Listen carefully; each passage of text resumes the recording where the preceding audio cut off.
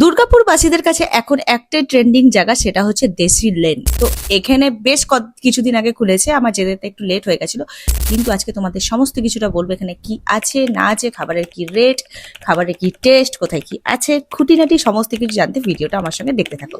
তো এটা হচ্ছে দোতলার নিচের তলা, একটু উপরে একটা এরকম জায়গা করা আছে বেলকনি টাইপ, ওটা হচ্ছে ওপরতলা।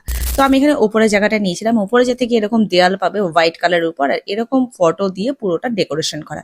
এখানে নানা রকম জিনিস লেখা আছে, মুভির কিছু ফটো আছে, এরকম দিয়ে পুরোটা মোটামুটি দেখলাম। উপরের দিকটা কিন্তু ডেকোরেশন করা আছে বেশ সুন্দর, পরিষ্কার পরিচ্ছন্ন। সিঁড়িটার মধ্যে লাইট রয়েছে, খুব একটা উঁচুতে না, ব্যাস একটুখানি সাইডে গেলেই তোমরা দেখতে পাবে। ঢুকেই তোমাদের রাইট সাইডে যেতে হবে, তাহলে গিয়ে এই উপর জায়গাটা পেয়ে যাবে। তো এগুলো দেখতে দেখতে আমি চলে গেলাম একদম ওপরে। আর যেহেতু আমি বুধবার গেছি আর রাত প্রায় 10টা বাজে, তাই জন্য ভিড়টা সেদিনটা একটু কম ছিল। আর এটা হচ্ছে সেই ফেমাস জায়গাটা যেখানে গিয়ে সবাই ফটো ভিডিও করে বেড়াচ্ছে। তো আমিও গিয়ে কিছু ফটো ভিডিও করে নিলাম। নিচে আর উপরে কিছু লোক নাচানাচি করছিল, আমি নাচানাচিতে আর যাইনি। আর উপরে দেখতে পাচ্ছ এরকম কিছু লাইটিং দিয়ে ডেকোরেশন করা আছে, সিম্পলের উপর একদম সুন্দর ডেকোরেশন।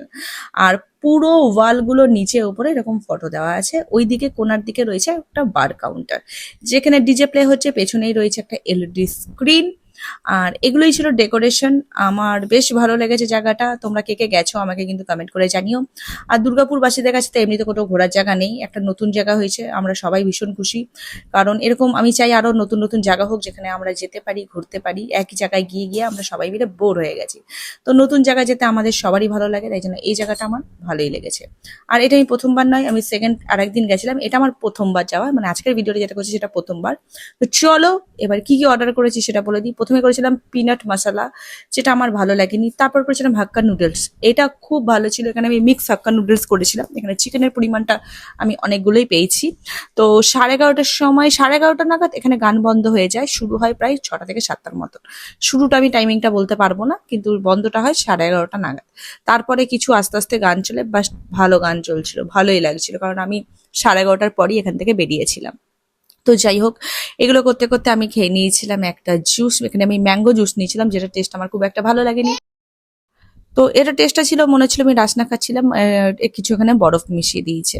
তো সবাই নিচে নাচানাচি করছিল, এগুলো দেখছিলাম। এটা হচ্ছে এই সিঁড়িটা যেটা দিয়ে আমরা উপরে ওঠা যায়।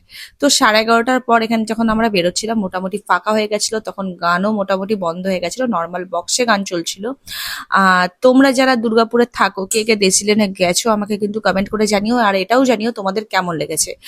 ও, এটা তো বলতে ভুলে গেছি, এটা কোথায় খুলেছে। এটা খুলেছে জাংশনের 4th ফ্লোরে, ককটেলের ঠিক পাশটাতে গেলেই তোমরা কিন্তু এই দেশি লেন পেয়ে যাবে। আচ্ছা, আজকের ভিডিওটা এইটুকুই। তোমরা যদি দুর্গাপুরে